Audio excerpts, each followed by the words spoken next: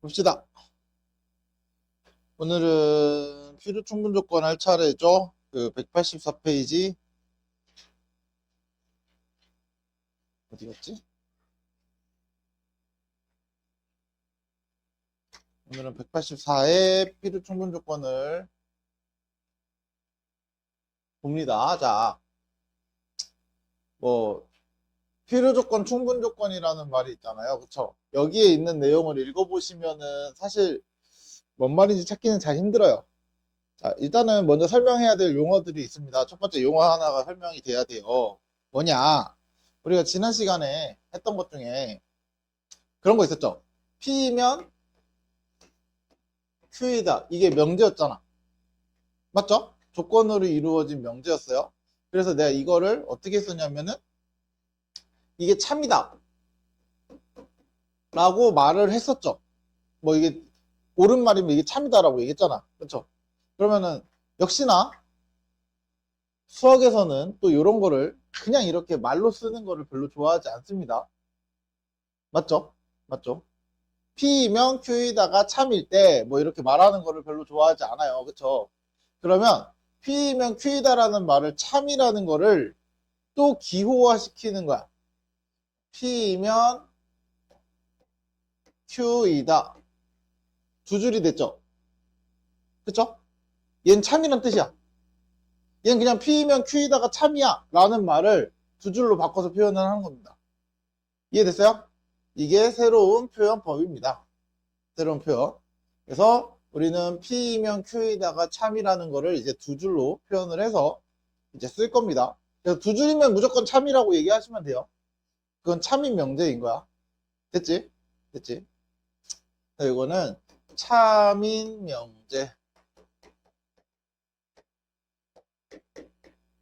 그러면 자, 여기에 있는 걸 잘 읽어보시면 뭐 P가 Q이기 위한 충분 조건이니 Q가 P이기 위한 필요 조건이니 뭐 이렇게 해서 막 되게 어려운 말이 잘 써 있어요. 어려운 말이 되게 써 있어요. 그쵸? 자, 이런 거 다 집어 넣어 두고 우리는 이렇게만 이해하시면 돼요. PQ이면 이렇게 화살표가 가는 참인 명제잖아. 그러면 화살표가 오른쪽으로 가면 P는 Q이기 위한 오른쪽은 충분 조건이야. 충분 조건이야. 됐어요? 됐어요? 자, PQ 했을 때 화살표가 왼쪽으로 참이 되는 경우도 있을 거 아니야. 맞죠? 맞죠? 요 경우에는 이제 P는 Q이기 위한 필요 조건입니다. 화살표가 왼쪽으로 참이 되면은 필요 조건, 화살표가 오른쪽으로 참이 되면은 충분 조건. 그러면 우리 이거 진리집합으로 표현하면은 P가 Q 안에 들어있어야 한다 그랬죠? 맞죠? P면 Q이다가 참이려면은 P가 Q 안에 들어있어야 한다 그랬잖아? 그치? 그럼 얘는 Q가 P에 들어있는 거야. 이해됐어요? 자, 사실 필요 충분 조건은 여기만 하시면 돼요. 여기 있는 내용 다 일일이 읽으면서 이해하려고 해도 어렵거든요. 내용이 어렵거든. 그래서 간단하게 요것만 아시면 돼요. 여기만. 뒤 문 좀 닫다. 됐어요? 됐어요? 그래서 여기에 있는 책의 내용보다는 개인적으로는 선생님은 이렇게만 딱 해결하고 그냥 넘어갔으면 합니다. 정말 이것만 있으면 다 할 수 있어요. 어차피 다 할 수 있어요. 물론 이제 이런 게 하나 있는 거죠. 요렇게도 참인데 요렇게도 참이 되는 경우도 있겠죠. 그쵸? 그럼 얘는 P와 Q가 어떤 거야? P와 Q가 아이고 Q가 여기 왜 Q를 내가 소문자로 썼냐? P와 Q가 서로 같은 겁니다. P가 Q에도 들어가 있고 Q가 P에도 들어가 있는 거죠. 그쵸? 이런 경우 우리가 둘이 같다라고 했죠. 그쵸? 그래서 이때는 뭐냐? 그러면 P는 Q이기 위한 필요 충분 조건이야. 충분 조건도 되고 필요 조건도 되는 거야. 됐어요? 그래서 필요 충분 조건이라고 해요. P는 Q이기 위한 필요 충분 조건.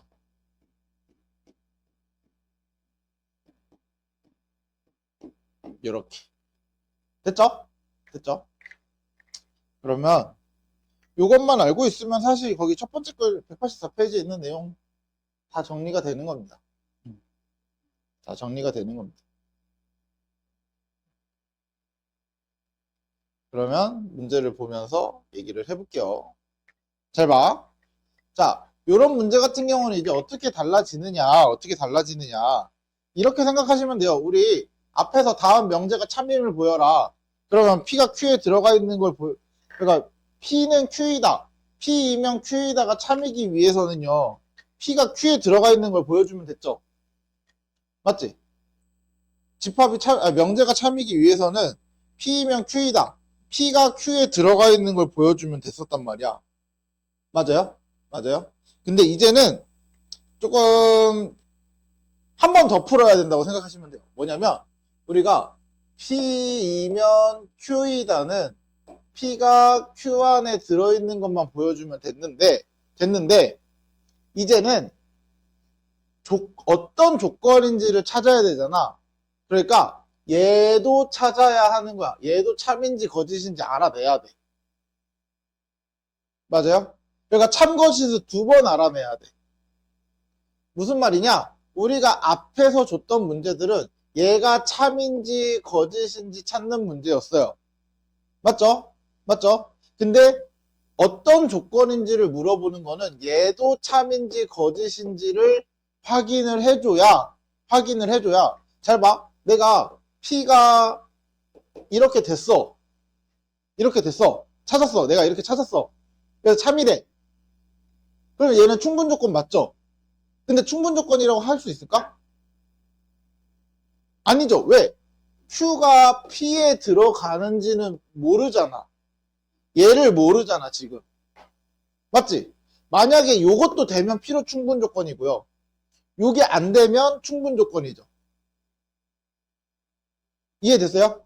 이해됐어요? 그러니까 정확히 충분 조건인지 필요 충분 조건인지를 확인을 해야 되는 거야. 이해됐죠? 네, 이해됐죠? 그래서 여기서 주의할 점은 이거야. P는 Q이기 위한이죠. 너희가 쓸 때 P, Q 이 순서를 꼭 지켜주고 쓰셔야 돼요. 선생님이 여기다 이렇게 써준 이유도 P, Q의 순서가 같아야 합니다. 반드시. 이해됐죠? P는 Q이기 위한, Q는 P이기 위한. 그러면 Q, P를 써야 되는 거야. 그리고 화살표가 오른쪽일 때는 충분 조건, 화살표가 왼쪽으로 참일 때는 필요 조건. 이해됐죠? 이해됐죠? 자, 그럼 얘 한번 볼까요? 여기에 보시면 절대값 x랑 마이너스 x랑 같아요. 맞죠? 그럼 이때 x는 뭘까요? 0보다 작거나 같은 거죠. 맞아요? 맞아요? 그럼 0도 되잖아. 0도 마이너스 0은 0이고 0, 절대값 0은 0이잖아요. 맞지? 자, 그러면 얘는 0보다 작은 건데 얘는 0보다 작거나 같으니까 누가 더 커? Q가 더 크죠? 그러면은 진리집합은 어떻게 돼? P와 Q의 진리집합은 Q가 더 크다 그래서 이렇게 되죠? 그러면 나는 P에서 Q로 가는 화살표만 참인 거야. 왼쪽으로 갈 수 있다 없다? 없다. 그럼 무슨 조건? 충분 조건. 이해됐죠? 이렇게. 됐어? 됐어? 자, 2번도 봐봐. x제곱 더하기 y제곱이 0인 거는 x랑 y가 0이어야지만 가능하죠. 맞죠? x랑 y가 0이어야지만 가능해요. 둘 다 0이어야 한다. 실수해서 제곱해서 0 되는 건 0밖에 없으니까. 자, 절대값끼리 더해서 0 되는 건 뭐밖에 없어? 얘도 x가 0, y도 0 이거밖에 없죠. 맞아요? 맞아요? 그러면 둘이 P와 Q의 진리집합이 어때? 같죠? 맞아요? 그럼 얘는 화살표가 요렇게도 되고 요렇게도 되는 P로 충분 조건인 거야. 이해됐어요? 이해됐어요? 이런 식으로 찾아주시면 돼요. 자, 그럼 우리 이등변 삼각형이 있고요. 정삼각형의 집합이 있어요. 누가 더 커? 이거는 우리 중학교 2학년 때 배우지 않아? 누가 더 넓어? 범위가? P가 더 넓죠? 이등변, 정삼각형은 다 이등변 삼각형이라고 할 수 있잖아요. 맞죠? 근데 이등변 삼각형은 정삼각형이라고 할 수는 없잖아. 맞지?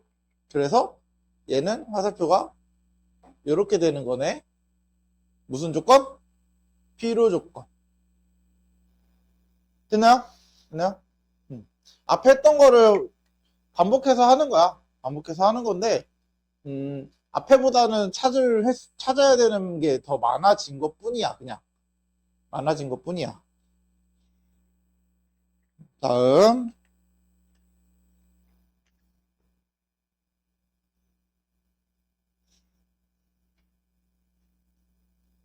자, 진리집합을 PQ라고 할 때, 자, 얘는, 자, 이렇게 생각하시면 돼요. not P는 not Q이기 위한 필요 조건이니까, 필요면 화살표 오른쪽이라고 그랬죠? 이렇게. 얘가 참인 거야. 맞죠? 이게 참인 거야. 그럼 이제 우리 지난 시간에 배웠던 거 같이 활용해야 돼요. 명제가 참이면 대우도 참이다. 맞아요? 맞아요? 지난 시간에 얘기했죠? 명제와 대우의 참과 거짓은 같다. 그러면 얘는 대우. Q이면 P이다도 참이네. 대우. 역을 둘이 자리 바꾼 다음에 부정하는 거죠. 그쵸? 대우도 참이네. 그럼 이걸로 알 수 있는 거 Q가 P에 들어있어야 하네요. 맞죠?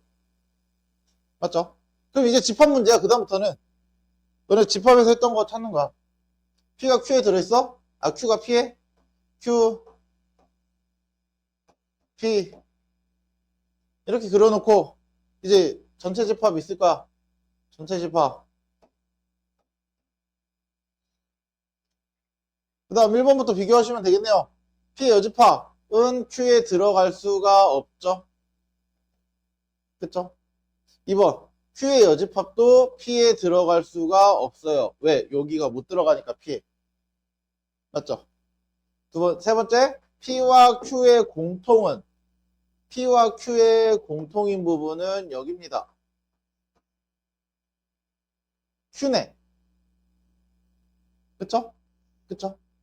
그 다음 P의 여집합과 Q의 여집합 P의 여집합과 Q의 여집합 P의 여집합과 Q의 공통인 거는 있어 없어?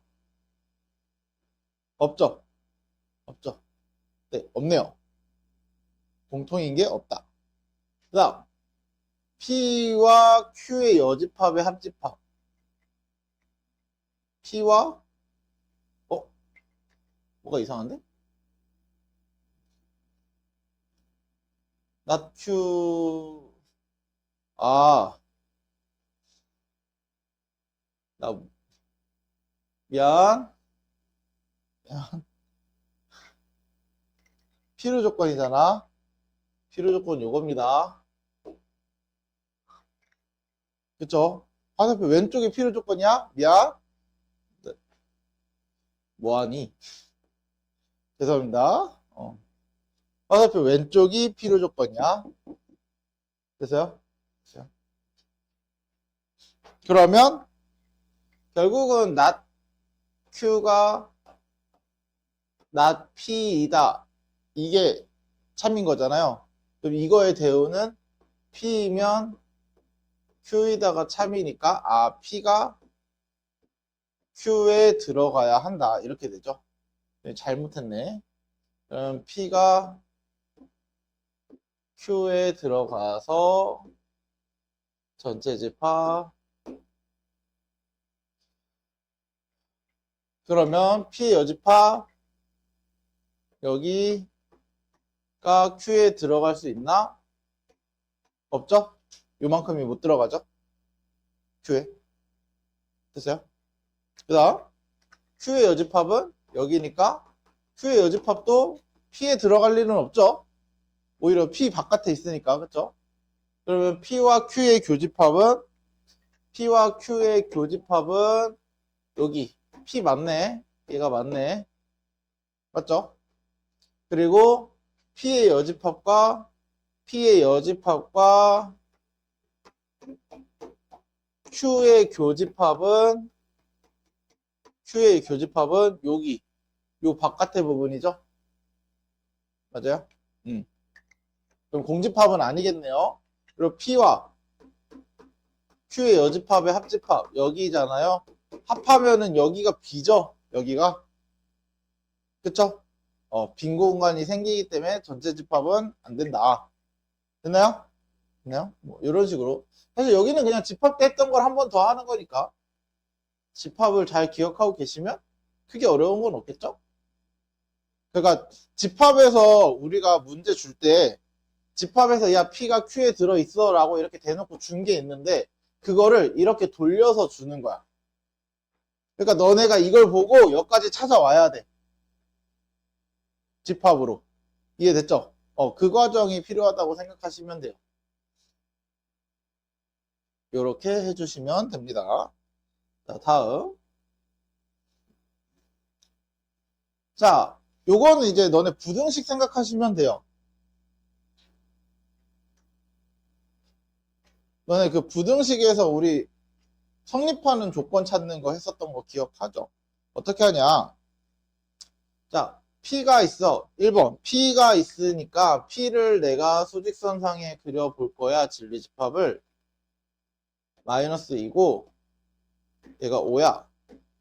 요게 우리가 원하는 P입니다. 자, 그러면 P는 Q이기 위한 충분 조건이니까 화살표가 충분 조건이 오른쪽이죠. 그쵸? 그쵸? 그 얘기는 뭐야? P가 Q 안에 들어있다 이 뜻이야. 맞죠? 맞죠? 그러면 Q를 내가 보니까 이렇게 돼 있네. X는 마이너스 A부터 A까지 이렇게 바꿀 수 있네요. 맞아요? 그러면 내가 이 Q를 그릴 건데 수직선에 P를 다 잡아먹고 있어야 되는 거 아니야? 다 잡아먹고 있어야 하네. 이렇게 마이너스 A부터 A까지. 그쵸? 더 이상 나타낼 수 있는 게 있어 없어? 없죠? 여기까지가 끝이죠? 그러면 이제 인접하는 수끼리 크기 비교하라. 마이너스 A가 마이너스 2보다 작고 A가 5보다는 큰데 이거 2고죠 2고 둘 다 만족해야 되잖아. 그쵸? 그러면 얘가 여기까지 붙어도 되는지 확인해 봐야 되네. 붙어도 돼 안 돼? 되죠? 어차피 둘 다 마이너스 1을 갖고 있으니까. 네. 그럼 5도 A에 붙어도 돼 안 돼? 되죠? 되죠? 그래서 얘까지 붙어도 되네요.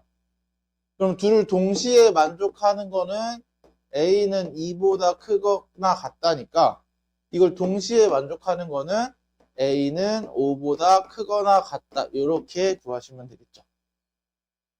됐어요? 2보다 크거나 같은 거랑 5보다 크거나 같은 거를 동시에 만족하는 건 5보다 크거나 같은 거죠. 이런 식으로 찾아주시면 됩니다. 다음. 자, 내가 명제를 얘를 P라고 할 거예요. 얘가 Q라고 할 거고. 맞죠? 맞죠? 그러면 P는 Q이기 위한 필요 조건이니까 P가 Q의 필요 조건이니까 반대로네. 그러니까 P는 Q이기 위한 필요 조건. 그러니까 Q가 P에 들어가야 되는 거잖아. 근데 아니다 라는 말이 들어가면 이거 X값 구할 수 있어요. 너네 집합? 구할 수 있어? 너무 많죠? 안 되는 X값은 너무 많잖아. 그쵸? 그래서 어떻게 하냐면 내가 이거를 Q이면 P다가 참이니까 현재 이걸 갖고 와서 그러면 not P이면 not Q이다도 참인 거죠. 맞아요? 맞아요? 그러면은 not P는 뭐야? not P라는 거는 X 플러스 3이 0이다고요. 맞죠? not Q는 X제곱 플러스 3A X 플러스 27이 0이다 라는 거죠. 그럼 여기에 진리집합은 뭐야? 마이너스 3만 있으면 되네요. 맞아요? 그러면 얘가 여기에 들어가야 돼. 어디에? 여기에 원소 안에. 맞죠? 근데 여기는 원소가 최대 몇 개야? 두 개밖에 없죠? 2차식이 성립하는 거는 원소 두 개밖에 없잖아? 그쵸? 그러면 마이너스 3을 대입하면 성립해야 되네요. 여기에 마이너스 3이 들어있다는 거야. 그럼 마이너스 3을 대입하면 9, 마이너스 9a 플러스 27이 0이 된다라는 뜻이에요. 됐죠? 됐죠? 그럼 뭐야? A는 4죠? 이런 식으로. 됐어요? 됐어요? 그래서 4를 넣으면 10이니까 마이너스 3이랑 마이너스 9 이렇게 원소가 두 개가 되는 거야. A가 4면. 이해됐죠? 이해됐죠? 이런 식으로 이제 대우를 이용해서 푸는 것도 아셔야 돼요. 됐죠?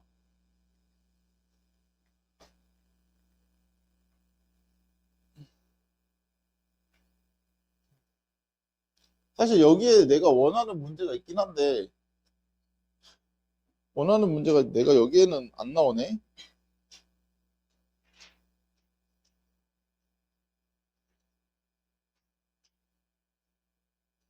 여기에도 3단론법이라는 게 나오긴 하거든. 그러니까 우리가 3단론법 생각하면은 3단론법 한번 보면 요거잖아. 그러니까 우리가 3단론법이라는 거는 P가 Q이면 참이고 Q가 R이면 참이면 명제도 참이다 이렇게 주는 거잖아요.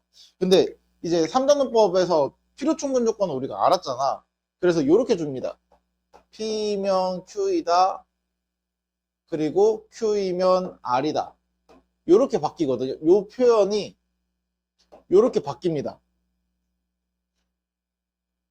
이해됐어요? 이해됐어요? 그래서 길 찾아가는 거는 똑같이 푸시면 돼요.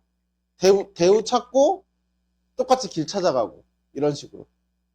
이해됐지? 됐죠? 그래서 요거 3단론법은 필요 충분 조건에서도 반드시 나옵니다. 물론 요거를 더 꼬아서 막 충분 조건일 때 필요 조건일 때 이렇게 주기도 하거든. 그러니까 필요 조건이냐 충분 조건이냐 줬을 때도 똑같이 표현하시면 돼요. 그래서 3단론법.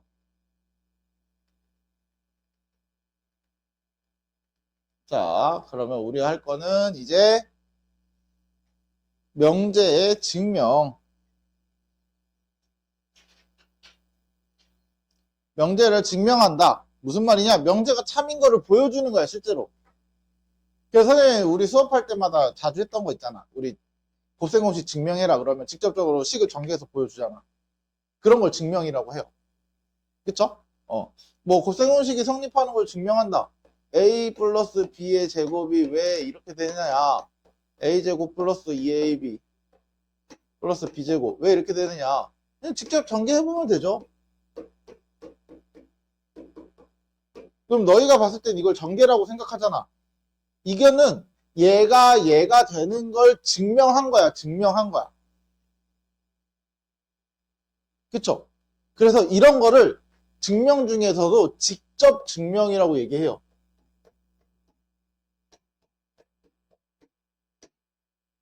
그냥 직접 그 식을 정리해서 보여줌으로써 얘가 된다라는 걸 확인시켜 주는 거죠. 우리가 그래서 일반적으로 지금까지 해오던 건 모든 내용이 다 직접 증명입니다. 직접 증명입니다. 원의 방정식 때도 똑같아. 원의 방정식이 도대체 왜 중심이 0,0이고 반지름이 r이면 왜 x제곱 더하기 y제곱은 r제곱이 되느냐? 왜 r제곱이 되느냐? 왜 되겠어? 중심에서 요점 x, y까지의 거리가 r이니까 거리 공식을 써서 나타낸 거잖아요. 그쵸? 그래서 보여준 거니까 직접 증명한 거야, 그냥. 실제로 거리 공식을 써봤더니 이렇게 되더라. 직접 증명한 거거든.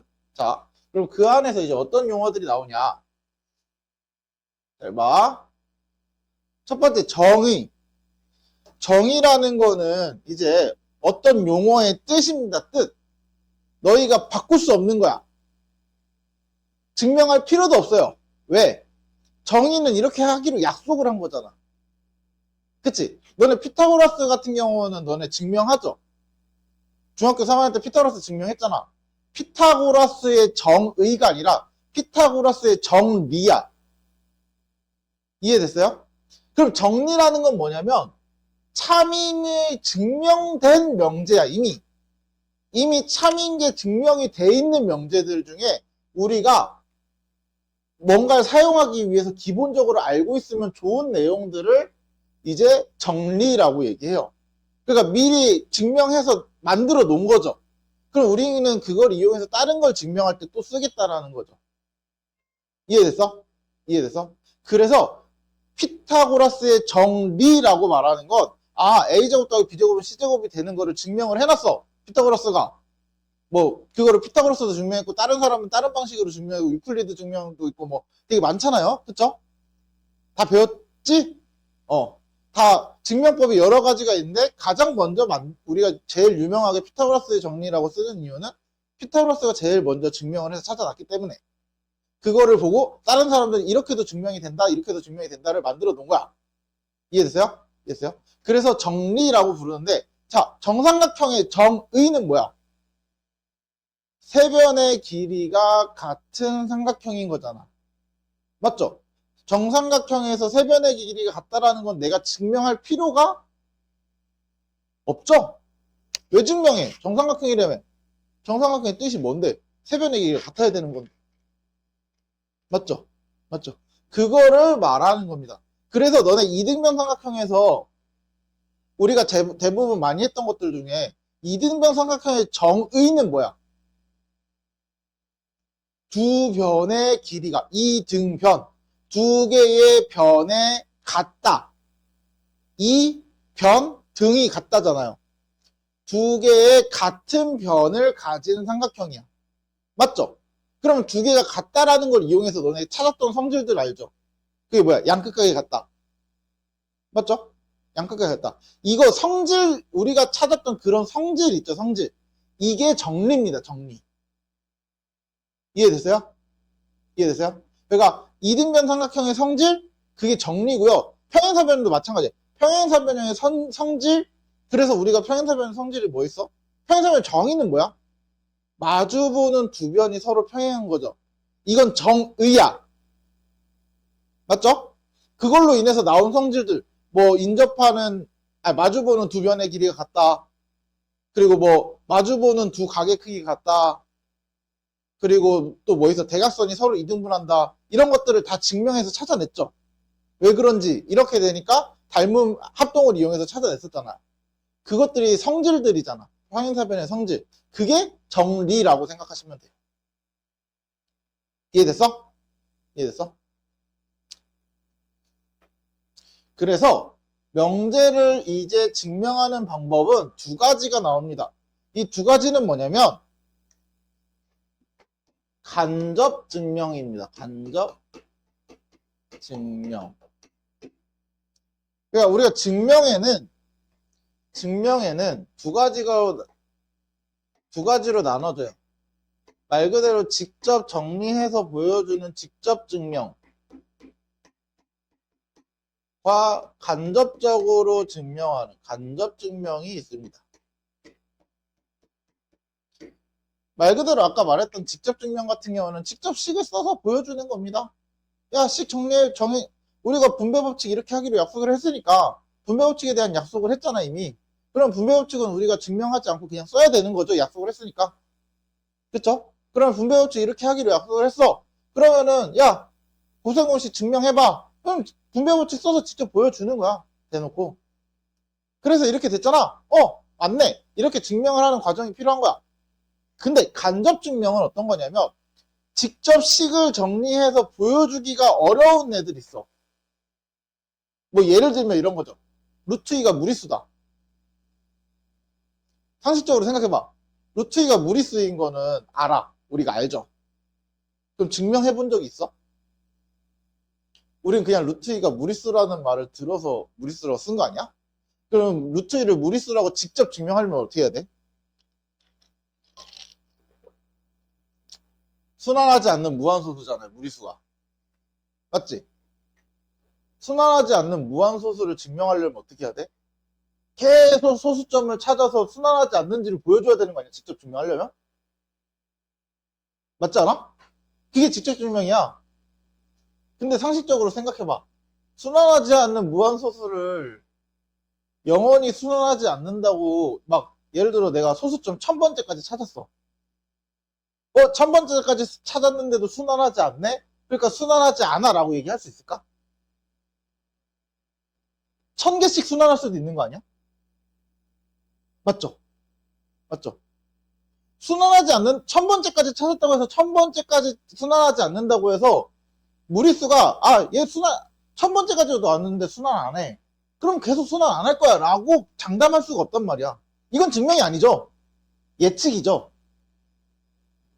증명은 말 그대로 그게 참이 된다라고 밝혀내야 되잖아. 그쵸? 그거는 예측이죠. 1000번째까지 안 됐으니까 그 이후도 안 될 것이야 라고 예측을 하는 거지. 그 예측이 항상 맞다라고 할 수는 없단 말이야. 맞죠? 그러면 증명이 안 돼. 애초에 증명이 안 돼요. 그래서 무리수는 직접적으로 증명할 수가 없어요. 됐어요? 그래서 간접적으로 증명을 하는 겁니다. 그 간접 증명이 두 가지입니다. 첫 번째, 간접 증명에는 대우를 이용한 증명이 있습니다. 그러니까 명제를 직접 증명하기 힘드니까 대우를 찾아내. 그럼 우리 뭐라 그랬어? 대우와 명제는 참과 거짓이 같다였죠. 그치? 그러니까 대우를 증명함으로써 대우가 참이 됐어? 그럼 명제도 참이네. 그러니까 명제를 증명하지 못해. 근데 대우를 증명해냈어. 그걸로 명제도 참일 거야 라고 말을 참이다 라고 얘기하는 거죠. 그게 간접 증명입니다. 명제 자체를 직접적으로 증명하진 않았지만 대우를 이용해서 명제의 참과 거짓을 밝혀냈기 때문에. 이해됐죠? 이해됐죠? 왜? 우리는 대우랑 명제는 참과 거짓이 같다라는 걸 알고 있는 상태에서 가는 거잖아요. 얘도. 증명도 했고 얘도.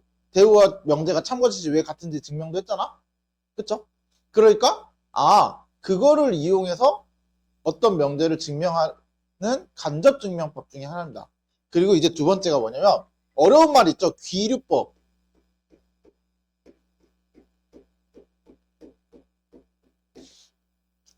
귀류법이라는 건 뭐냐면 여기에 물론 하나 더 있긴 해. 여기 하나 더 있는 게 뭐냐면은 귀납법이거든. 요거는 이제 나중에 수열 가서 너희가 고등학교 2학년 가면 수열 가서 배우는 거야. 수열에서. 이건 고2 과정이니까 여기에서 간접 증명에서는 잘 써먹지는 않습니다. 자, 귀류법이라는 건 뭐냐면 야, 어떤 명제가 있어. 너 참인지 한번 확인해봐. 아까 대표적으로 말했던 선생님이 말했던 귀류법으로 증명하는 대표적인 애가 루트가 무리수이다야. 무리수인 걸 직접적으로 증명할 수는 없잖아. 그래서 얘를 부정해봐. 명제를 부정해 보는 거야. 명제를 부정해서 증명을 해보는 거야. 생각해봐. 루트 2가 유리수라고 했어. 자, 우리는 유리수 아니면 무리수잖아요. 수는 두 가지로 나눴을 때, 맞죠? 실수 안에서 두 가지로 나눴을 때 얘가 무리수가 아니면 유리수여야 해. 맞죠? 그래서 내가 루트 2가 무리수이다라는 거를 부정을 해서 유리수다라고 얘기를 해요.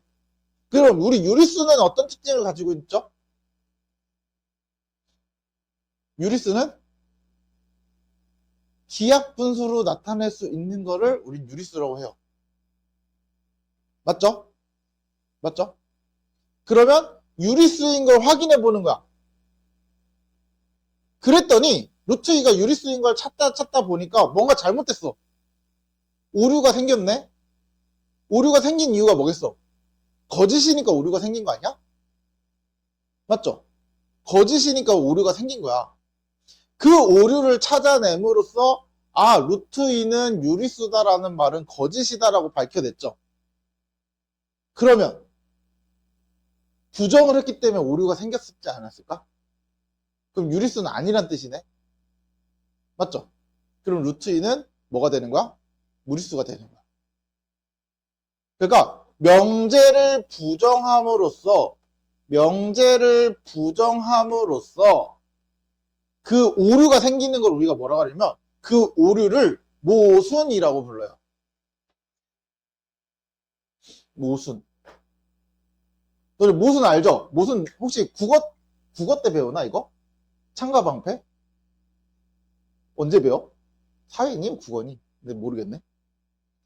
그거. 모든 걸 꿰뚫는 창.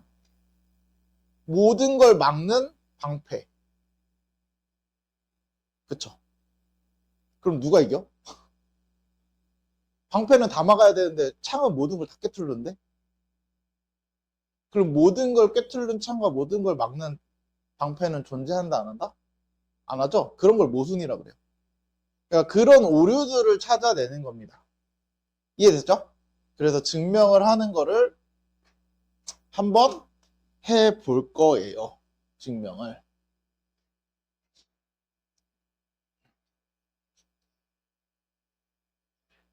사실 너희가 제일 싫어하는 단원이기도 합니다.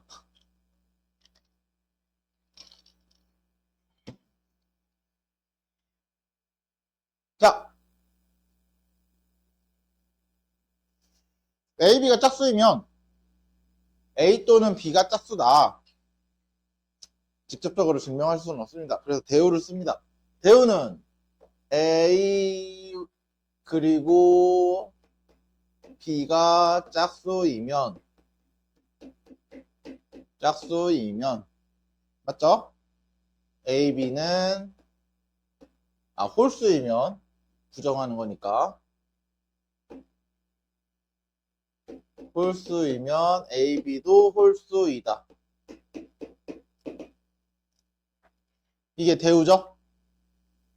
그리고 얘는 두 줄 쓰면 안 된다. 참인지 아닌지도 몰라 아직. 그쵸? 그쵸? 참이라고 아직 증명 안 했잖아. A가 그리고 B가 홀수이면 부정하니까 또는은 그리고로 바뀌고, 그쵸? 짝수가 아닌 건 뭐야? 홀수죠? 짝수가 아니면이라고 쓰셔도 상관없습니다. 그쵸? 그래도 이왕이면 홀수로 써주세요. 자, 대우를 찾았어요. 그러면 이제 이거를 증명해 볼까? A랑 B가 홀수래요. 그럼 A를 2K 이렇게 쓸 거야. 2M. M으로 쓰자. M으로 쓰고, 이때 M은 자연수야, 자연수. B는 2N 이렇게 쓸게요. 그러면 N도 자연수입니다, 자연수. 그죠, 자연수야. 그러면은 A와 B가 짝수인 거는, 홀수니까 2N 플러스 1로 해야 된다. 미안. 죄송해요. 죄송합니다. 우리 짝수가 아니죠. 홀수지. 홀수니까 2N 플러스 1이야. 1을 더해야 되잖아. 아니다. 마이너스 1로 둬야. 아, 그러네. 씨. 자꾸 마이너스 1로 둬야 되네. 왜냐면은 자연수니까 1부터 넣었잖아요. 그쵸? 그럼 1 넣었을 때 1부터 나와야 되죠? 그쵸? 그래서 1부터 나와야 되니까. 그래서 마이너스 1로 둬야 되네. 플러스 1로 하면 3부터밖에 안 나오잖아. 그럼 1은 지금 배제가 돼버리잖아. 안 돼. 자, 그러면 A, B가 둘 다 홀수인 거 했어. 그럼 한번 A 곱하기 B를 한번 구해보자. 그러면 2n-1과 2n-1을 전개해볼까요? 4mn 마이너스 2m 마이너스 2n 플러스 1이니까 여기까지 2로 한번 묶어보면 2mn 마이너스 m 마이너스 n 플러스 1 이렇게 되죠. 맞아요? 맞아요?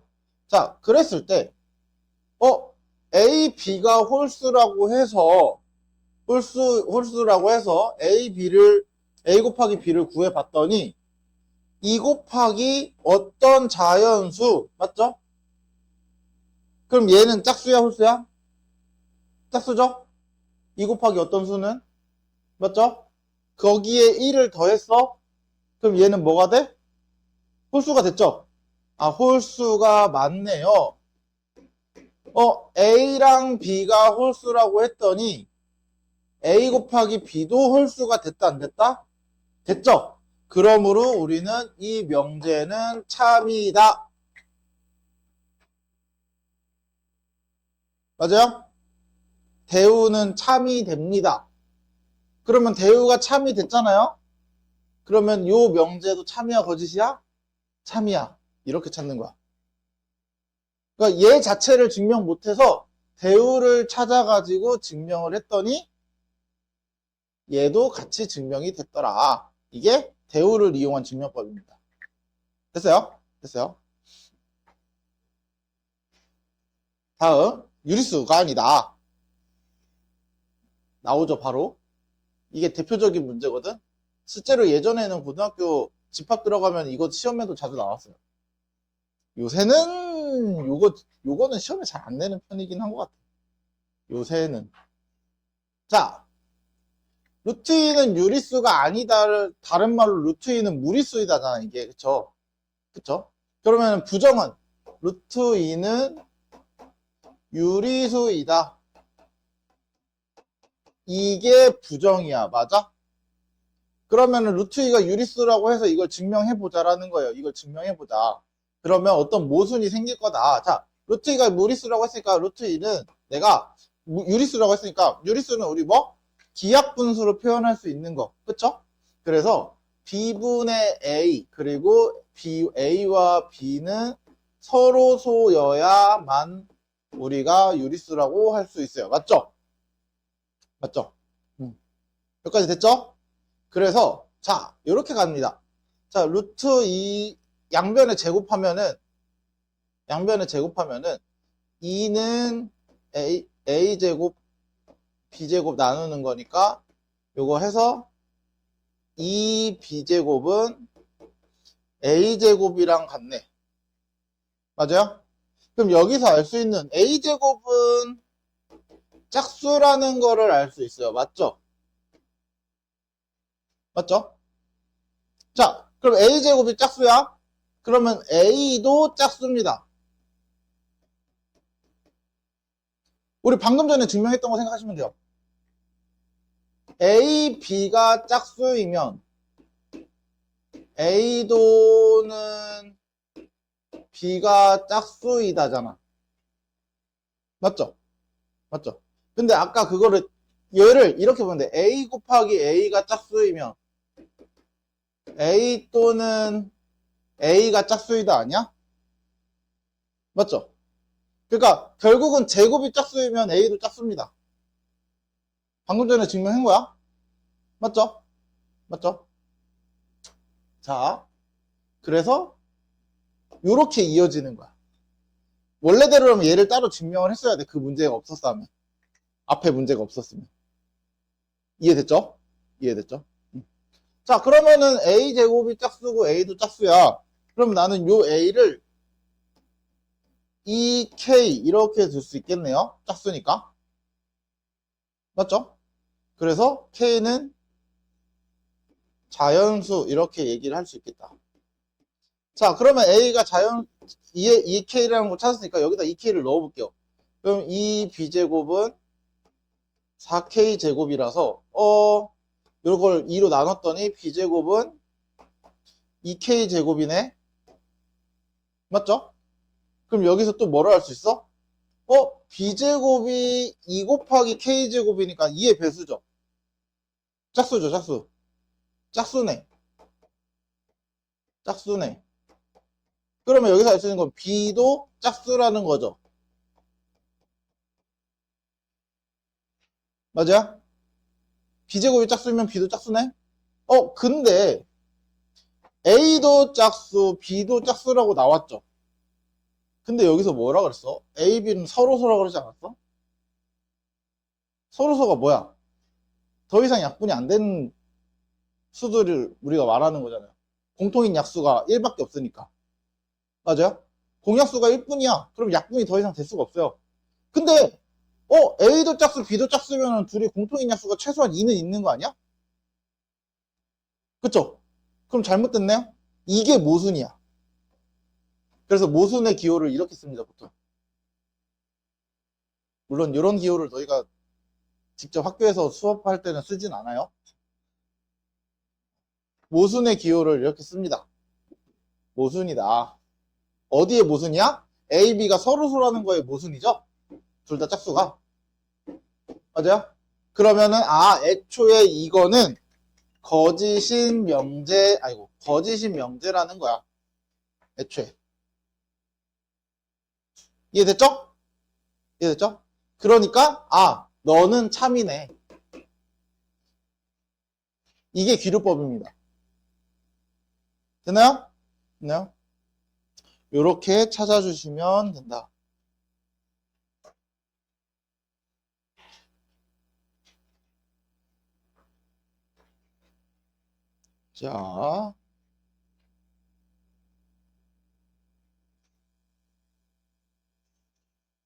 자, 다음 봅시다.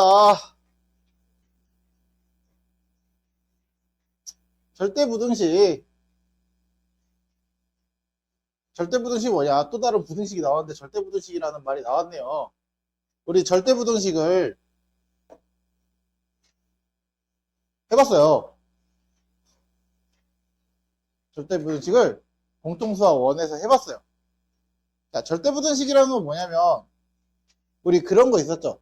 2차 부등식 할 때 2차 부등식 할 때 ax제곱 플러스 bx 플러스 c가 0보다 큰 게 항상 성립했으면 좋겠대. 그럼 어떻게 됐어? 이런 그래프를 만족해야지만 항상 성립하죠. 그래서 a가 양수이고 판별식이 0보다 작아야지 항상 성립한다 라고 얘기했어요. 맞죠? 그래서 이런 거, 그래서 항상 성립하는 부등식을 절대부등식이라고 합니다. 간단해요. 절대부등식은 항상 성립하는 부등식이에요. 이해됐어요? 모든 x에 대하여 항상 만족하는. 가장 대표적으로 이런 거 있죠. x제곱이 0보다 크거나 같다. 실수해서 x가 실수일 때. 일반적으로 우리가 x에 대한 조건이 없으면 다 실수입니다. 실수. 그렇죠? 실수의 제곱은 항상 0보다 크거나 같은 거 맞죠? 맞죠? 이런 게 대표적인 절대부등식입니다. 자, 그럼 절대부등식에는 뭐가 있냐? 첫 번째, 절대부등식의 성질에 활용될 애들. 자, A와 B를 비교했을 때 A가 더 크대. 그러면은 A에서 B를 빼면은 B가 0보다 커야겠죠? 큰 수에서 작은 수를 뺀 거니까. 맞죠? 양수다. 우리가 자주 써먹던 거. 요거 제곱했을 때는 항상 0보다 크거나 같습니다. 맞죠? 맞죠? 그 다음 A제곱 더하기 B제곱이 0이 되는 거는 A도 0, B도 0, 둘 다 0이어야지만 가능한 거죠. 그쵸? 그래서 우리가 실수의 성질들을 많이 활용하게 될 거야. 그리고 이 절대값. 이거 잘 기억하고 계셔야 돼요. 이거 많이 까먹더라고. 이 절대값 많이 기억을 못 하시는 경우가 되게 많더라고요, 이게. 다음. A와 B가 양수일 때, A와 B가 양수일 때, A가 B보다 크면 A제곱이랑 B제곱도 A제곱이 더 크다. 자, 여기서 중요한 거는 만약에 둘 다 음수잖아요. 둘 다 음수면은 A가 B보다 클 때는 이거 A가 음수고 B가 음수일 때는 제곱하면은 부등호 바뀝니다. 이렇게 됐어요? 물론 요거는 못 찾아요. 요거는 못 찾아요. 음수일 때 여기 루트 안에 음수되는 거는 어차피 허수니까 허수는 대수비기 못 하죠. 그쵸? 허수는 대수비기 못 해요. 그래서 여기서는 요거는 못 찾고 요것만 됐죠? 됐죠? 그래서 요 정도 성질 요거 정도는 추가적으로 더 알아두시면 좋을 것 같아요. 요거 정도는. 그래서 허수 음수끼리는 제곱했을 때는 부등호가 바뀐다라는 거. 그 정도만 알아두시면 이거는 다 절대부등식의 이제 실수의 성질을 이용해서 절대부등식을 증명하는 거야. 절대부등식을. 그러면 절대부등식이 뭐가 있냐? 자, 여러 가지 절대부등식 형태는 가장 대표적으로 이런 겁니다. a제곱 플러스 ab 플러스 마이너스 ab 플러스 b제곱. 이게 항상 성립하는지 확인하는 방법. 자, 뭐냐면 a 플러스 a제곱 플러스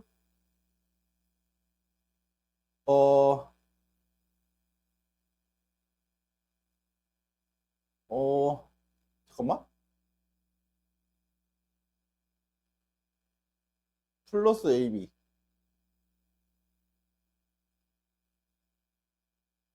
플러스 ab 플러스 b제곱이 항상 0보다 크거나 같은지 확인하는 방법은 요거죠. 이렇게 하면 됩니다. a제곱 마이너스 2ab 아니다. 아, 이렇게가 아니다. 미안. 자, 요렇게야. 소리 잘못했어. 여기다가 얘를 b제곱을 어떻게 할 거냐면은 얘를 완전 제곱씩 만들 거야. 얘를 건들지 말고. 그럼 얘가 1이니까 여기가 반의 제곱이니까 4분의 1이면 좋잖아요. 그쵸? 그래서 a제곱 플러스 ab 플러스 4분의 1 b제곱. 그러면은 뭐를 더해야 다시 b제곱이 돼? 4분의 3 b제곱을 더해야겠죠? 맞아요? 그럼 이게 어떻게 돼? a 플러스 2분의 1의 제곱 플러스 4분의 3의 b제곱 이거잖아요. 맞지? 그럼 얘가 여기 4분의 3, 2분의 1 b. 그럼 얘는 항상 0보다 어때야 돼? 크거나 같아야 돼. 제곱이고 제곱이잖아, 결국. 제곱이니까 0보다 크고 하나 같고 얘 양수 곱하니까 어차피 0보다 크거나 같죠? 그쵸? 얘도 제곱이니까 0보다 크거나 같죠? 맞아요? 요렇게 증명을 하시면 돼요. 그래서 얘도 항상 성립하는 부등식이다. 항상 성립하는 식이다. 이거는 완전제곱식이잖아요. 아예 대놓고, 그쵸? 완전제곱식은 당연히 절대부등식입니다. a 플러스 b의 플러스 마이너스 b의 제곱이니까 0보다 크거나 같겠죠, 항상. 그쵸? 자, 그리고 나서 요거는 우리 이거죠? 2분의 1 맨날 나오는 거 a 마이너스 b 제곱 b 마이너스 c 제곱 c 마이너스 a의 제곱. 어쨌든 제곱 더하기 제곱 더하기 제곱이니까 항상 0보다 어때야 돼? 크거나 같아야 되죠? 그쵸? 그래서 항상 0보다 크거나 같다. 이런 게 절대부등식이고요. 자, 여기서 중요한 건 요겁니다. 등호가 포함된 식은 절대부등식이 성립하는 걸 증명할 때는 반드시 등호의 성립 조건을 알아주셔야 합니다. 언제 등호가 성립되는지. 됐어요? 등호의 성립 조건 반드시 체크해 주셔야 돼요. 무슨 말인지 알겠죠? 요거 안 쓰시면 안 돼요. 안 쓰시면. 그러면 뒤에 이제 우리 대표적인 절대부등식 뭐냐? 산술기압 평균이라는 게 나옵니다. 이거는 까먹으면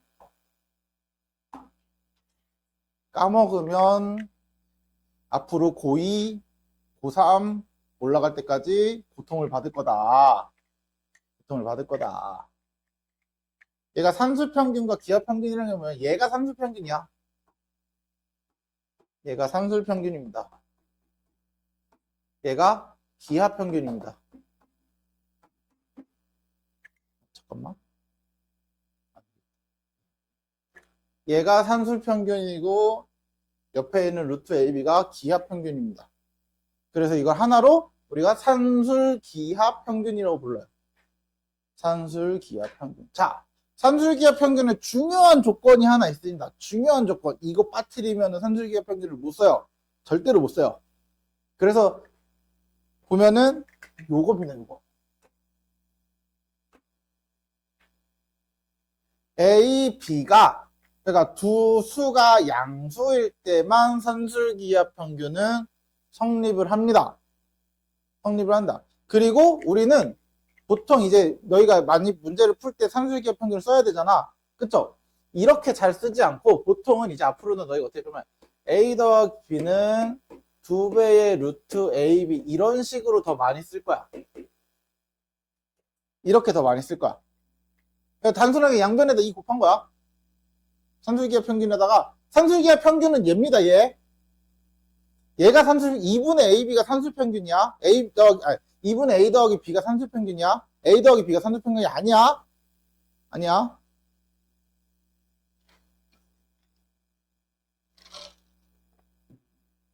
산술기하평균에 사용할 때는 주로 얘를 더 많이 써서 나타낼 겁니다. 됐죠? 됐죠? 자, 왜 그런지도 증명은 한 번은 해봐야겠죠? 일단 여기다 써놓고 산술기하평균 A 더하기 B는 2 루트 AB보다 크거나 같다. 이때 중요한 거 A도 B도 양수일 때. 자, 이때 등호 성립 조건은 언제냐면 A와 B가 같을 때. 됐어요? 자, 증명 한번 해볼게요. 왜 그런지. 자, 우리는 얘에서 얘를 뺄 거야. 증명할 때는 A 더하기 이거에서 아이고 얘를 뺄 겁니다. 빼서 찾아야 돼요. 항상 부등식 증명은 빼서 찾는 거죠. 너희 중학교 3학년 때 많이 했잖아. 우리 막 무리수 2개 비교할 때 맨날 했던 거 빼서. 그쵸? 빼서 0보다 큰지 작은지. 그쵸? 자, 그러면 얘는 2분의 1로 묶으면 A 플러스 B 마이너스 루트 AB인데 얘가 요 A를 2분의 1 여기 2 이렇게 되죠. 그러면 얘가 A라는 거는 루트 A의 제곱과 같고요. 마이너스 2 루트 A 루트 B 이렇게 분리하고요. 플러스 루트 B의 제곱 이렇게 되죠. 됐어요? B를 루트 B의 제곱, A를 루트 A의 제곱, 여기에 루트 2AB는 2 루트 AB는 여기다가 루트 A 루트 B로 바꿔서 그러면 얘가 2분의 1의 루트 A 마이너스 루트 B의 제곱이니까 결국은 실수의 제곱이죠. 그쵸? 그래서 0보다 크거나 같다. 됐어요? 그러니까 둘이 뺐더니 0보다 크거나 같아서 그러면 왼쪽 게 항상 크거나 같아야 하네요. 이렇게 증명하시면 돼요. 됐죠? 물론 어디에서 증명을 써서 구하는 일은 잘 없을 겁니다. 네. 증명을 써서 구하는 일은 잘 없을 거니까 알아만 두시면 됩니다. 알아만 두시면. 그래서 이런 거가 있다. 그러니까 여기서 중요한 거는 증명하는 방법은 무조건 빼서 증명을 한다. 빼서 증명을 한다. 그것만 알아두시면 되고, 산술기하 평균은 진짜 까먹으면 안 됩니다. 이거 고등학교 2학년 때 올라갔을 때 애들이 많이 힘들어하는 것 중에 하나거든요. 산술기하 평균 써야 돼 라고 말하면은 산술기하 평균을 어떻게 썼더라 이렇게 생각하고 있어. 그래서 이 등호 성립 조건, 등호는 A와 B가 같을 때 성립한다 그랬어요. A와 B가 같을 때. 아까 그거잖아. 루트 A랑 루트 B가 0이 되는, 이게 0이 되는 조건인 거죠. 결국은 등호가 성립한다라는 건. 그쵸? 이때가 언제야? 얘네 둘이 같아야지만 되는 거죠. 그래서 여기서 왜 얘 조건이 나왔냐면 이 루트 안으로 들어간 이 A, B 때문에 그래요. 루트 안으로 집어넣으려면 양수만 집어넣을 수 있잖아. 그쵸? 그래서 그런 조건이 생기는 겁니다. 됐죠? 증명을 알면 저 조건들이 왜 생겼는지 알 수 있어요. 증명을 알면.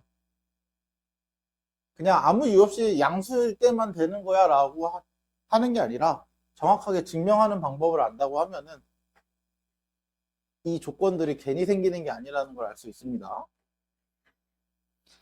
자, 그럼 이제 부등식을 증명하래요. 증명 어떻게 한다고? 둘을 빼서, 맞죠? 빼서 증명해라. 자, 얘랑 빼서 볼게요. a 플러스 b 제곱 마이너스 4ab 얘를 계산해 봤더니 얘 정리하면 어떻게 돼? 곱셈 공식이잖아요. 그쵸? a 마이너스 b의 제곱이랑 같죠? 맞아요? 그러면 얘는 0보다 항상 크거나 같네. 실수의 제곱이니까. 맞죠? 그럼 등호는 언제 성립해? a-b의 제곱이 0일 때니까 a와 b가 같을 때 등호가 성립하네요. 맞죠? 됐어요? 이런 식으로 찾아주시면 돼요. 자, 얘는, 자, 얘는 이제 이거야. 절대값이 들어가 있는 걸 증명해야 되잖아요. 그쵸? 자, 절대값이 들어가 있는 걸 증명하기 위해서는 일단 알아야 될 성질 두 가지가 있어요. 첫 번째, 절대값 어떤 수의 제곱은 그냥 그 수의 제곱과 같습니다. 이게 첫 번째. 됐어요?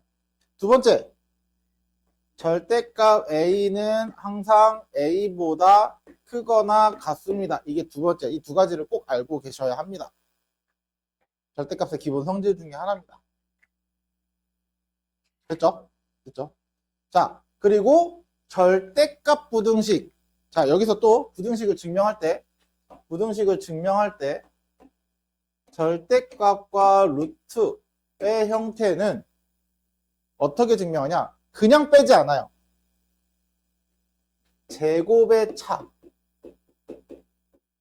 제곱의 차를 이용해서 뺍니다. 이해됐어요? 이해됐어요? 절대값과 무리수의 크기 비교는 제곱의 차를 이용해서 증명을 해요. 왜? 일단은 그 두 수가 양수야, 양수. 두 수의 부호가 같아. 얘 봐봐. 좌변, 우변 둘 다 양수죠. 맞지? 그럼 양수끼리 비교했을 때 얘가 커. 그러면은 제곱해도 무조건 얘가 더 커야 되는 거잖아. 맞아요? 그래서 절대값과 무리수는 제곱의 차를 이용해서 증명합니다. 그래서 얘도 똑같아. 빼! 그냥 빼? 제곱해서 빼. 제곱이랑 절대값 a 플러스 b의 제곱을 빼. 이렇게. 그러면 해볼게요. 자, 얘는 어떻게 되냐면 a제곱 플러스 2 절대값 a 절대값 b 플러스 b제곱. 왜냐면 절대값 a제곱은 그냥 a제곱이죠. 그쵸? 그럼 얘는 절대값 ab 플러스 b의 제곱이니까 절대값 사라져서 그냥 a 플러스 b의 제곱이랑 같아요. 그래서 a제곱 2ab 빼는 거니까 플러스 b제곱. 맞죠? 맞죠? 그러면 빼면 a제곱 사라지고 b제곱 사라져서 어떻게 남아? 2 묶어서 절대값 a 절대값 b 빼기 a b 이렇게 되네. 맞아요? 그 다음 2 절대값 AB 이렇게 하나를 묶을 수 있어요. 맞죠? 맞죠? 그럼 얘네 둘이 크기 비교할 수 있잖아. 어떻게? 얘가 항상 크거나 같죠? 맞아요? 그럼 앞에 있는 애가 더 크거나 같으니까 0보다 크거나 같네요. 됐어요? 됐어요? 그래서 둘을 제곱해서 뺐는데 얘가 0보다 크거나 같아졌어요? 그러면 우리는 얘가 더 크거나 같다라고 할 수 있네요. 그럼 이때는 언제 성립해? A, B랑 A, B가 0보다 클 때, 크거나 같을 때 성립하죠. 왜냐면 A, B가 0보다 크거나 같아야 A, B로 나오잖아. 맞지? 안 그러면은 마이너스 A, B로 나오는 거 아니야? 맞아요? 그래서 A, B가 0보다 크거나 같을 때가 등호가 성립합니다. 됐죠? 됐죠? 이런 식으로 증명을 해주시면 돼요. 그래서 절대값이랑 루트가 있을 때는 그냥 빼지 마시고 제곱해서 빼가지고 증명을 해주시면 됩니다. 제곱해서 빼가지고. 됐죠? 됐죠? 이런 식으로.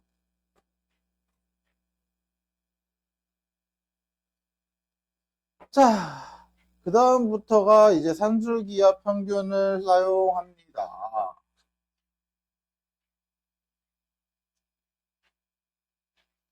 자, 산술기압 평균은 언제 주로 활용을 하냐? 언제 주로 활용을 하냐? 일단 두 개의 수의 합과 곱이 나와야 돼요. 합 또는 곱이 나와야 돼요. 두 수의 합 또는 곱이 나와야 되고 그 두 수 중에 음수인 값이 존재하면 될까 안 될까? 안 되죠. 아까 산술기압 평균의 가장 기본은 두 수가 양수일 때 성립한다였으니까. 맞죠? 그래서 내가 요거든 하나를 알아야 하고 그때 그 안에 있는 두 값이 무조건 0보다 커야 될 때만. 됐어요? 됐어요? 자, 그럼 얘는 조건을 만족합니다. 두 수의 합이 나왔어요. 맞죠? x랑 y만이 아니야. 3x, 어쨌든 이 a가 3x일 수도 있는 거잖아요. 그쵸? 그쵸? 그래서 2x랑 3y가 더한 게 나왔어요. 맞죠? 그리고 나는 x랑 y가 양수니까 2x랑 3x도 양수라는 거 알 수 있죠.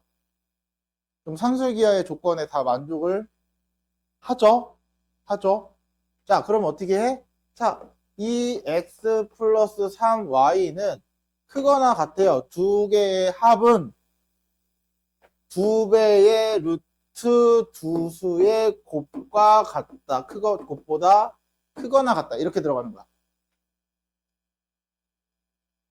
두 수의 합은 두 배의 루트 두 수의 곱과 비교했을 때 항상 크거나 같다.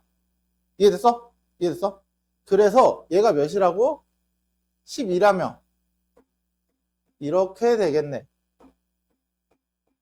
그럼 2를 약분하면 6이 되고요. 그쵸? 둘 다 양수니까 양변을 제곱해도 성립해야 되죠. 그래서 36보다 작거나 같다. 6xy가. 그럼 xy는 6보다 작거나 같아야 되죠? 그래서 xy의 최대값, 가장 큰 값은 몇이야? 36이야, 최대값. 맞아요? 자, 끝나면 된다, 안 된다? 안 된다. 안 된다. 뭐 구하라고? 얘랑 같을 때 등호 성립한다. 요 둘이 더한 거 각각이 서로 같을 때. 됐어요? 등호 성립 조건. 자, 2x랑 3y가 같을 때야. 같을 때. 맞죠? 맞죠? 그러면 정확히 xy 값을 구해주셔야 돼요. 왜? 얘를 아니까. 자, 2x 플러스 3y가 12야? 그럼 2x 자리에 3y 자리에 2x를 대입해. 그럼 4x는 10이니까 x는 3이네. 맞죠? 그럼 x가 3이면 y는 여기서 3 넣으니까 6이니까 2가 돼야 되죠? 2네. 그래서 등호 성립 조건. x가 3, y가 2일 때 등호가 성립한다. 이렇게까지 찾아주셔야 돼요. 그래서 너네가 선생님 항상 최대 최소나 이런 거 할 때 항상 얘기하는 거 있죠. 우리 최대 최소값만 찾을 줄 알면 된다 그랬어? 그때 x값 또는 그때 a값 뭐 이런 것들 다 찾을 줄 알아야 된다 그러잖아. 맞죠? 그 값도 같이 찾아줄 줄 알아야 돼. 반드시 같이 찾아줄 줄 알아야 합니다. 됐죠? 됐죠? 자, 이번에는 xy가 8이라고 나왔고, 이번에는 얘의 최소값을 구하는 게 목적이야. 맞죠? 그러면 쟤를 갖다 쓰는 거야. x 플러스 2y는 항상 크거나 같아요. 2배의 루트 2개의 곱. 맞아? 맞아? 그러면서 자, 얘가 몇이랑 같아? xy가 8이니까 8 집어넣으면 16이라서 4. 8이랑 같죠? 맞죠? 맞죠? 그러면 이 x 플러스 2y는 8보다 크거나 같은 거네요. 맞지? 그러면 가장 작은 최소값이 몇이야? 8인 거야. 얘도 마찬가지. 끝나면 된다, 안 된다? 안 된다. x랑 2y랑 같을 때 등호가 성립하는 거잖아. 그쵸? 그러면 저기다가 xy가 8이라고 했으니까 x에다가 2y를 넣으면 2y 제곱은 4. 아니 8. y 제곱은 4. 그러면 y는 몇? 양수만이니까 2만 되는 거죠? 그쵸? 그러면 y가 2니까 x는 4. 이렇게 해서 x가 4, y가 2일 때 등호가 성립하네요. 됐죠? 됐죠? 요거까지 반드시 찾아줘야 됩니다. 요거까지.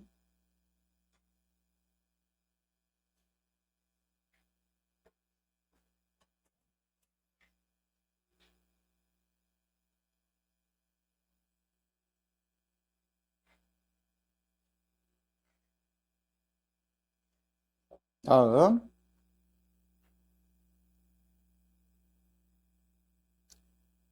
자, 이 경우는 자, 문제가 이렇게 나왔을 때 너희가 푸는 방식이 보통은 두 가지가 있다라고 하는 문제들도 있어요. 푸는 방법이 두 가지가 있는 문제가 있고 얘처럼 한 가지로만 풀어야 되는 방법이 있거든. 그 두 가지가 뭐냐면 첫 번째는 그냥 전개하는 겁니다. 전개하고 산술기하를 쓰는 거야. 이게 뭐야? AB 플러스 이렇게 하면 4 플러스 이렇게 하면 B1 플러스 이렇게 하면 AB분의 4 이렇게 전개하면 이렇게 되죠? 그럼 얘는 AB 플러스 AB분의 4 플러스 5랑 같거든? 그러면 산술기하를 쓸 수 있어요. 어떻게? 얘네 둘을 가지고 AB 플러스 AB분의 4는 항상 크거나 같아요. 뭐보다? 2배의 루트 2의 곱보다. 곱이 뭐야? 4죠, 4. 그래서 얘가 4거든요? 그럼 나는 이걸 찾고 싶은 거잖아. 양변에다가 5를 더하시면 돼요. 5를 더한다고 부등호 바뀌어, 안 바뀌어? 안 바뀌죠?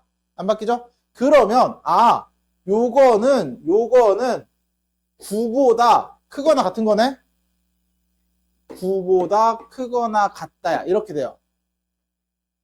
됐죠? 그럼 최소값이 몇이야? 최소값이 9인 거야. 됐죠? 됐죠? 그럼 여기서 등호 성립 조건. 얘네 둘이 같을 때죠. AB랑 AB분의 4랑.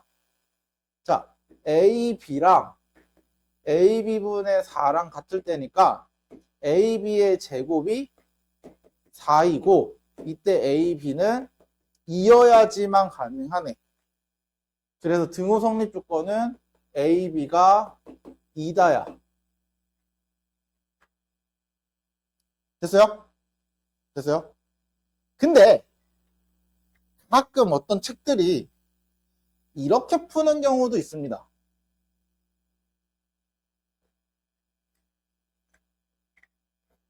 어떻게 푸냐면 얘를 산술기하를 써.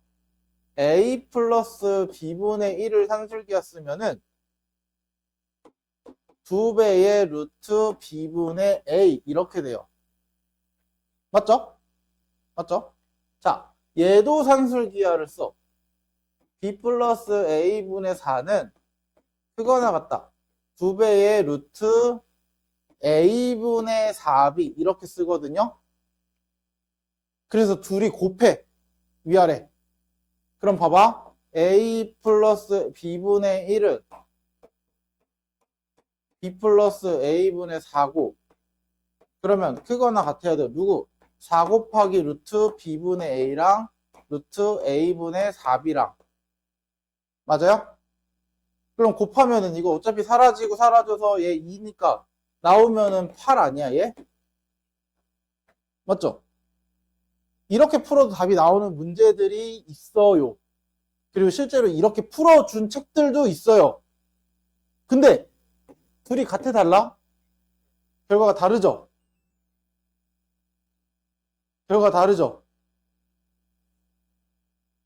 얘는 틀려요. 틀려요. 그러면 이렇게 풀어준 문제집도 있다며. 그러면 이렇게 해도 맞는 문제가 있다는 거죠. 맞지? 자, 왜 틀리냐면 여기에서 등호 성립 조건은 A랑 B분의 1이랑 같을 때니까 AB가 1일 때야. 맞아요? 여기에 등호 성립 조건은 B랑 A분의 4랑 같을 때잖아. 그러면 AB가 4일 때야. 둘의 등호 성립 조건이 같아 달라? 다르죠? 다르기 때문에 얘도 결과가 달라지는 거야. 잘못되는 거야. 두 개를 내가 곱하고자 한다면 이 등호 성립 조건이 같아야지만 할 수 있습니다. 실제로 A 플러스 B분의 1과 B 플러스 A분의 1은 얘네 둘이 같으려면 AB가 1일 때고 얘네 둘이 같으려면 AB가 1일 때잖아. 그쵸?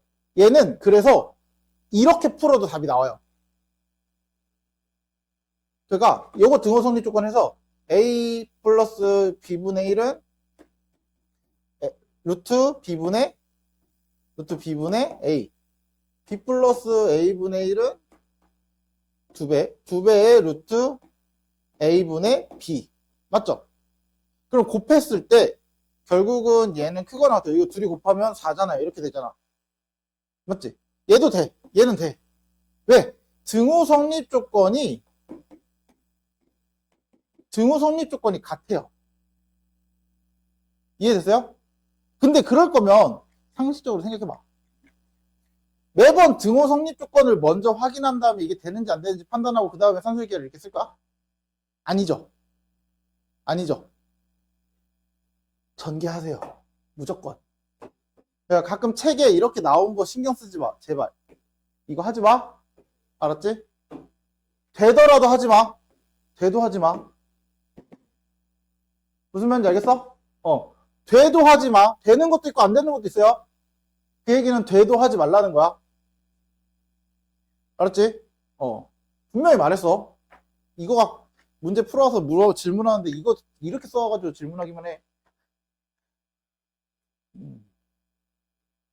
그래서 요거는 특정 조건에서만 성립하기 때문에 굳이 사용하지 않는 게 훨씬 더 좋습니다. 그래서 두 가지 경우가 있지만 두 가지 경우 중에 하나만 확실하게 하자고. 하나만.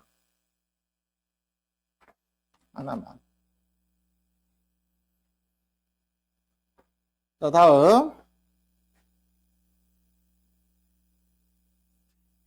요런 거는 이제 시험에 자주 나올 거거든. 자, 우리가 지금까지 산술기하를 했을 때 최소값을 구하고자 하면은 목표를 생각해봐. 자, 요거 4x 플러스 x 마이너스 1분의 1 이거 산술기에 쓰고 싶어. 그럼 얘네 둘이 곱해야 되죠. 그쵸? 그럼 곱한다고 해서 뭐 괜찮아? 뭔가 x가 사라지거나 이러는 게 있어? 없죠. 없죠. 자, 산술기하의 가장 큰 목표는 뭐냐면 얘네 둘을 곱함으로써 이 x라는 애를 없애는 게 목표라고 생각하시면 돼요.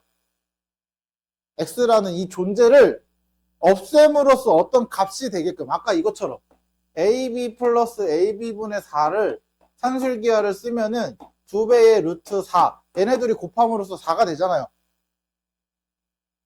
맞지? 이걸 목표로 한다고 생각하시면 돼요. 그러면 봐봐. 우리가 이 두 개 중에 하나를 바꿔야 돼. 바꿔야 돼. 그럼 너네는 분모를 바꾸는 게 편해? 분자를 바꾸는 게 편해? 분자가 낫죠? 분자가 낫죠? 맞아? 분모를 손을 대면은 그거는 어떻게 뭔가 뭘 곱하거나 나누거나 뭔가 이상한 짓을 해야 되잖아. 그래서 우리가 어떻게 하냐면 여기다가 4를 빼. 그리고 다시 4를 더해. 이렇게. 4를 빼고 더합니다. 그럼 어떻게 되냐? 이거 4로 묶으면 4에 x-1 플러스 x-1분의 1 플러스 4 이렇게 돼요. 맞아요? 그러면 산술기가 그대로 쓰시면 돼요. 크거나 같다. 여기 더하기 4는 그대로 있으면 돼요. 양변에 그냥. 어차피 얘만 산술기가 쓰는 거니까. 그쵸? 그러면 2배의 루트 둘이 곱하면 약분돼서 없어지고 4만 딱 남네 이렇게. 됐어요? 이런 목표를 가지고 식을 정리하는 거야. 없앨 생각하시면 돼요. 어떻게든 곱해서 없애게끔. 그래서 얘가 몇이야? 2, 4. 4 더하기 4니까 8. 그래서 얘는 항상 8보다 크거나 같다라는 거야. 그래서 최소값 몇? 8이고 그때 등호 선리 조건은 얘랑 같을 때 얘네 둘이 같을 때 그래서 4x-1이랑 x-1이랑 같을 때 그래서 x-1의 제곱이 4분의 1이니까 x-1은 2분의 1이고 x가 2분의 3일 때 등호가 성립합니다. 이해됐어요? 그래서 언제? x가 2분의 3일 때 등호가 성립합니다. 이런 식으로. 됐죠? 됐죠? 됐죠? 등호 성립 조건 계속 찾아야 돼, 진짜. 너네 이거 찾는 문제, 그때 x가 몇인지 구하는 문제 진짜 잘 나와요. 진짜 잘 나와. 아마 마지막인 것 같은데?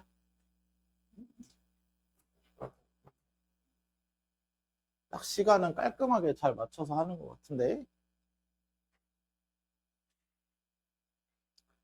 자, 산술기하의 활용입니다, 활용. 자, 두 벽면 사이의 길이가 20인 철망으로 닭장을 만들었대. 직각삼각형. 그럼 여기를 x라고 해. 여기를 y라고 해. 됐죠? 됐죠? 그럼 여기가 x고 여기가 y야. 아마 잠깐만 문제가 코시도 있나? 있긴 있네. 코시는 일단 일부러 뺐어요. 코시는 교육과정에서 빠져 있어서. 알았지?